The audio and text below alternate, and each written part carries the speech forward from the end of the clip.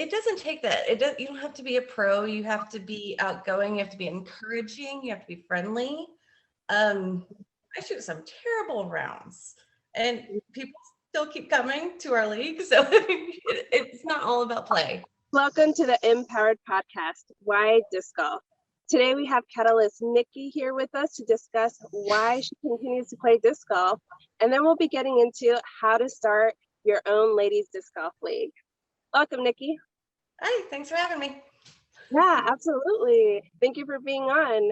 So let's get into what keeps you playing disc golf. Why do you keep coming back to the sport?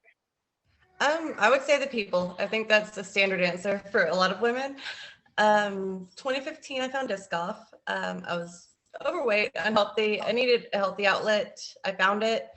Luckily, we have a very welcoming scene in Houston for the women. So I just met all these really wonderful people out of nowhere. So I had this great influence in my life, lost some weight, gained some confidence, and it keeps you coming back because of that. Yeah, I completely agree. And there's so many aspects, like you were saying, the health aspect of disc golf. That's one of the reasons I feel I also continue to play. It's sometimes the only exercise I get. Right. And it's surprising how many steps you can even get just playing one round of 18 holes. Oh yeah, a tournament out here, you can walk up to 10 miles in a day. It's amazing, and you're enjoying it. That's what people ask me for tips on how to lose weight. I'm like, just find something you enjoy outside. And for me, it's disc golf, and especially when you find people that you enjoy doing it with, that really helps. Oh, I definitely agree. So I guess that kind of leads us into, how did you get started hosting a league? Well, let's start with, what is a league? For me, it's a place for, since it's a women's league, it's a place for women to come together and connect and network and enjoy being outside and having that common hobby together.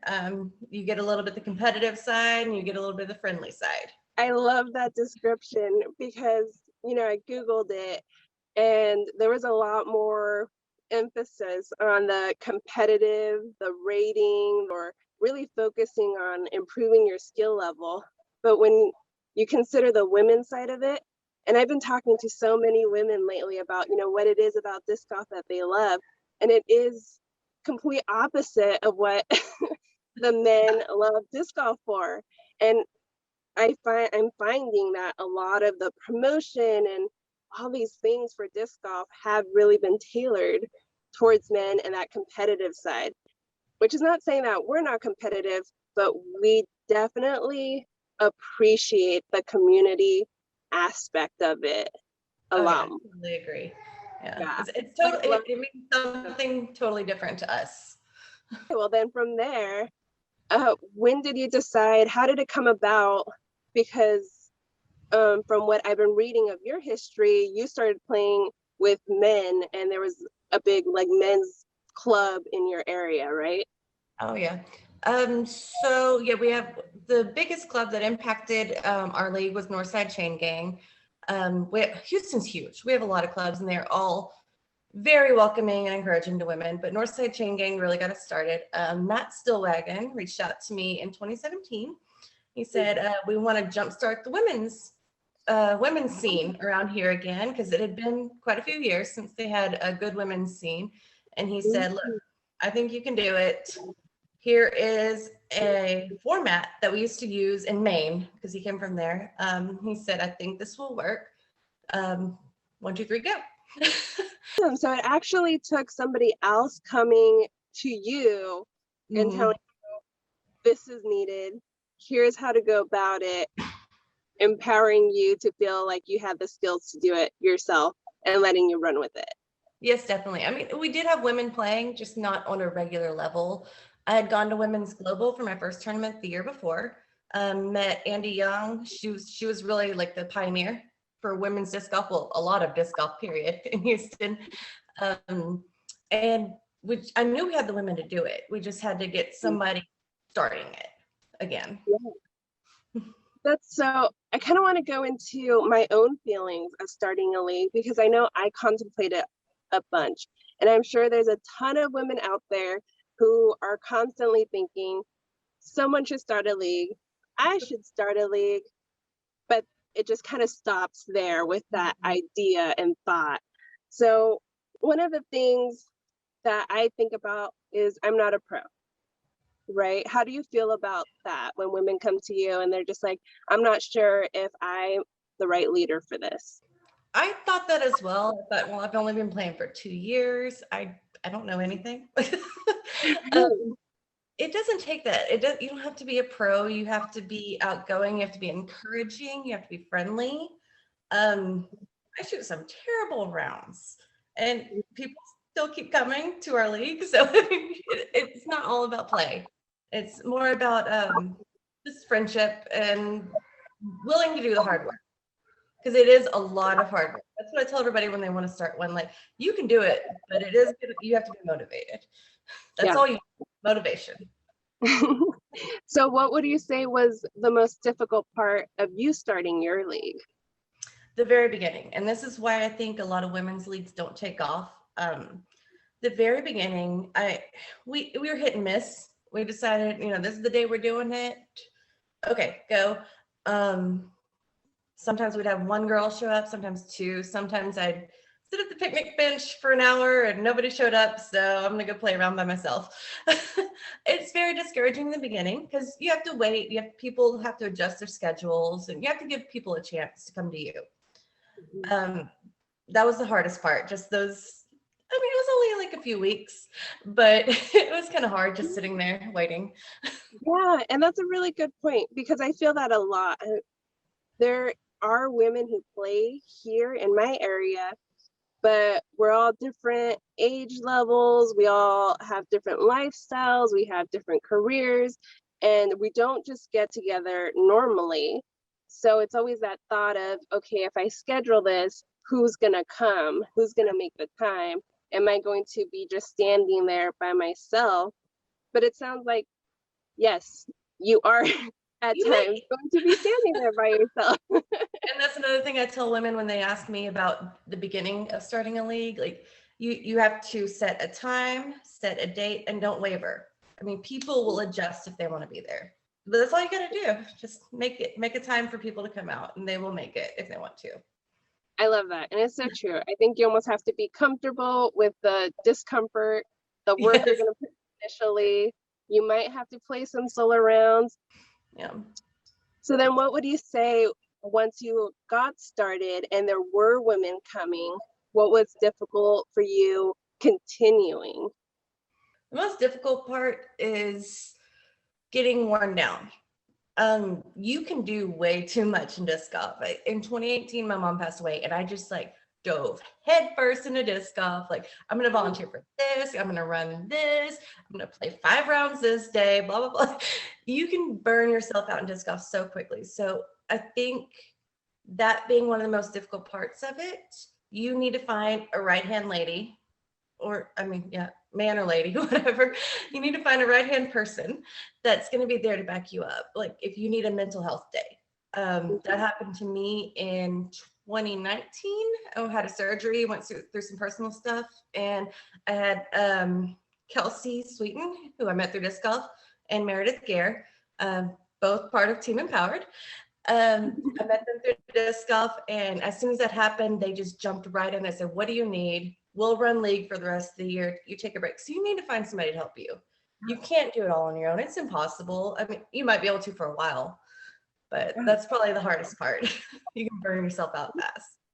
Absolutely, especially because a lot of what we do for disc golf is free volunteer work. So let's talk about one day of league. How does that go? What does your day look like? A one-day league. Well, now that I've had a baby, it's going to be different. But normally I'd get off work, rush over to the course, and wait for people to show up and go. Honestly, all you have to do is get people out there playing, take their scores. We play for tags, so you have to wrangle the tags and do all of that. But it's pretty simple.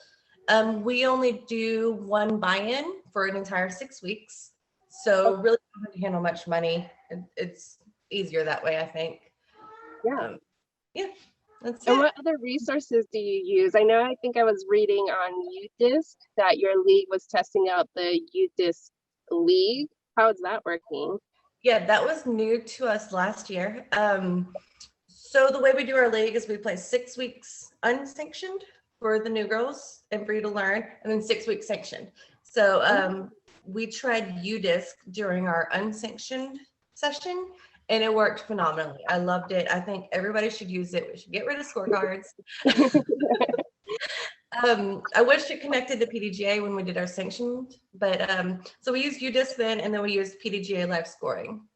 And then other than that, just some old school Excel workbook screenshots. Let's talk about the resources available to women who are, you know, in my same position or already kind of just feet to the fire, ready to go. They want to get started, you know, in the next couple of weeks, but they're unsure of how to create scorecards or how payouts work, etc. I know that you guys actually have packages that you give out to other women. Tell us more about that. Yeah, we started doing that last year. Well, first of all, you can go to pdga.com/women and you can read up on leagues just to begin with. You get yourself a little educated. You can email us, chickschasingchains@gmail. I have a free league guide that I've just typed up basically how we run our league and the reasons we run things this way. And I think we have a format for success. I don't know. We didn't use that women. Now we have 72 women, full women's global for this year. Yeah. So you can email us. I will send you this guide. I will answer your hundreds of questions. No questions too small when you're starting a league from scratch. But like I said, we also offer a package where we send you everything you need to get started running. Our graphic designer will create your logo. We'll send you CTP prizes to get you started. We'll create scorecards for you. Basically, it's everything you need to get started, honestly. We take no profit. The only cost is for the graphic designer and our shipping. I'm here for any women that want to get started.